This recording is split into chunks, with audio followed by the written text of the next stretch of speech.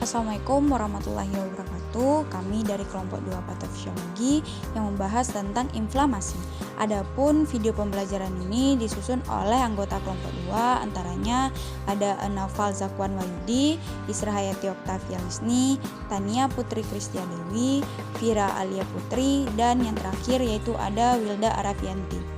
Adapun dosen pembimbing dari mata kuliah patofisiologi ini ialah kepada Ibu NS Novayanti, MCAP, SP, CAP, MB. Berbicara tentang inflamasi, maka kita juga harus mengetahui terlebih dahulu apa itu pengertian dari inflamasi itu sendiri. Maka dari itu, pada poin pertama ini kita akan fokus membahas tentang pengertian inflamasi. Nah, teman-teman pasti penasaran bukan apa sih itu pengertian inflamasi? Inflamasi itu sendiri biasa disebut dengan peradangan. Nah, inflamasi atau peradangan adalah respon alami tubuh saat ada patogen penyebab penyakit masuk dan menyerang sistem imun. Saat inflamasi terjadi, akan ada beberapa gejala yang muncul seperti nyeri, bengkak, dan kemerahan. Setelah kita mengetahui apa itu inflamasi, kita masuk ke patofisiologi inflamasi. Nah, patofisiologi inflamasi ini sendiri, yang pertama kita membahas tentang virulensi atau resistensi yang akan menyebabkan adanya pertahanan seluler atau keradangan. Saat ini terjadi, maka akan memicu adanya pertahanan humoral. Setelah mengetahui patofisiologinya, yaitu di poin kedua, maka kita masuk ke poin ketiga. Nah, di poin ketiga ini kita akan membahas tentang klasifikasi inflamasi. Berbicara tentang klasifikasi inflamasi, maka kita akan membahas tentang apa saja sih itu jenis-jenis inflamasi. Di klasifikasi inflamasi terbagi atas dua. Yang pertama yaitu ada inflamasi akut yang merupakan respon awal tubuh terhadap stimulus yang berbahaya, ditandai dengan adanya peningkatan pergerakan plasma dan leukosit dari darah ke jaringan yang rusak. Yang kedua yaitu inflamasi kronis, merupakan inflamasi yang terus berlanjut, terjadi perubahan tipe sel yang ditemukan pada inflamasi, ditandai dengan kerusakan yang terus terjadi dan pemulihan jaringan dari proses inflamasi itu sendiri.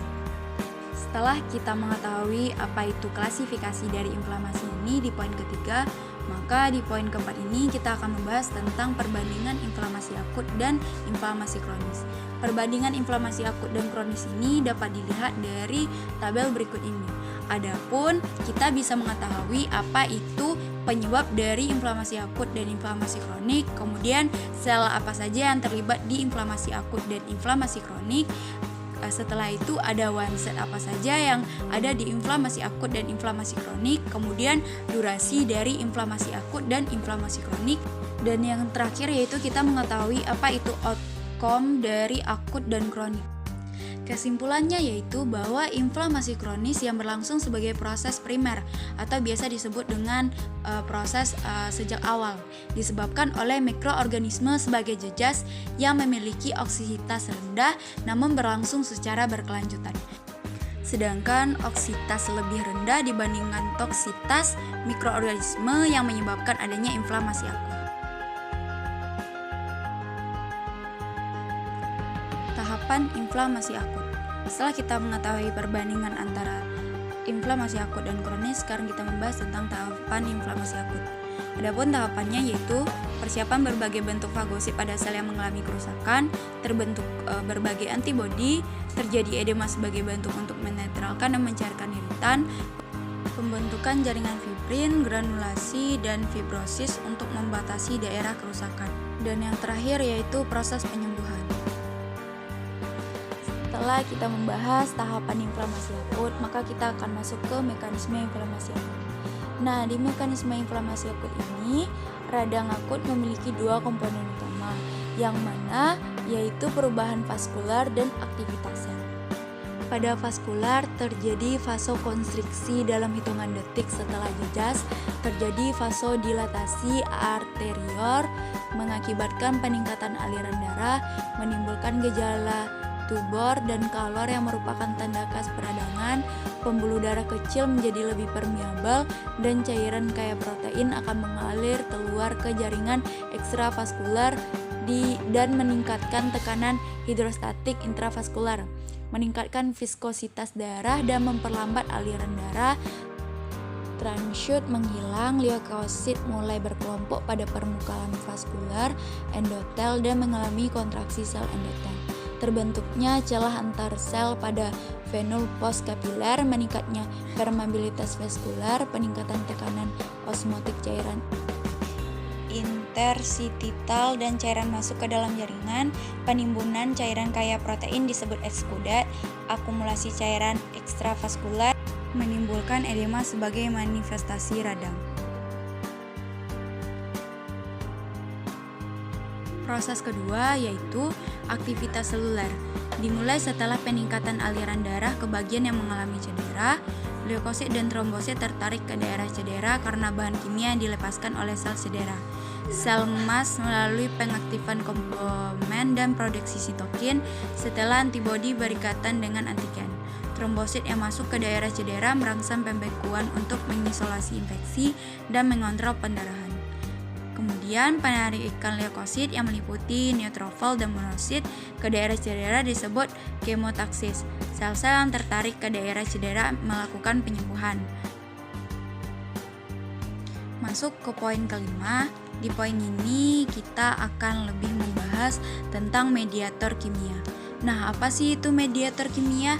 Mediator kimia ini ialah yang pertama terbentuk karena rangsangan produk mikrobial terinaktivasi oleh enzim. Yang kedua dapat dibentuk dari plasma sel ataupun dari sel. Yang ketiga dari plasma sel masih dalam bentuk prekursor yang harus diaktifkan lebih dahulu. Dan yang terakhir yaitu dari sel dapat langsung disekresi. Masuk ke poin ke-6. Di sini kita akan membahas tentang tahapan inflamasi kronis. Adapun tahapan inflamasi kronis yaitu menurut Mardiantoro 2013 terdapat beberapa tahapan proses inflamasi kronis yang dapat ditandai oleh yang pertama yaitu ada infiltrasi dari sel-sel mononuklear. Yang kedua yaitu destruksi jaringan yang sebagian besar dipengaruhi sel radang. Dan yang ketiga yaitu ada proses perbaikan jaringan. Di poin ke-7 kita membahas tentang tanda inflamasi kronis. Adapun tanda-tanda inflamasi ini antara lain sakit kepala, demam, kelelahan, nyeri dada, nyeri pantat, dan ruam pada kulit. Dan poin terakhir yaitu poin ke-8 yang membahas tentang inflamasi berdasarkan jenis. Adapun inflamasi berdasarkan jenis antara lain yang pertama radang supuratif.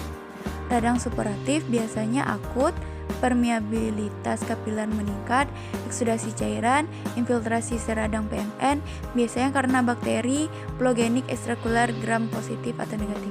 Yang kedua, radang granulematik, radang kronik dengan bentukan granuloma.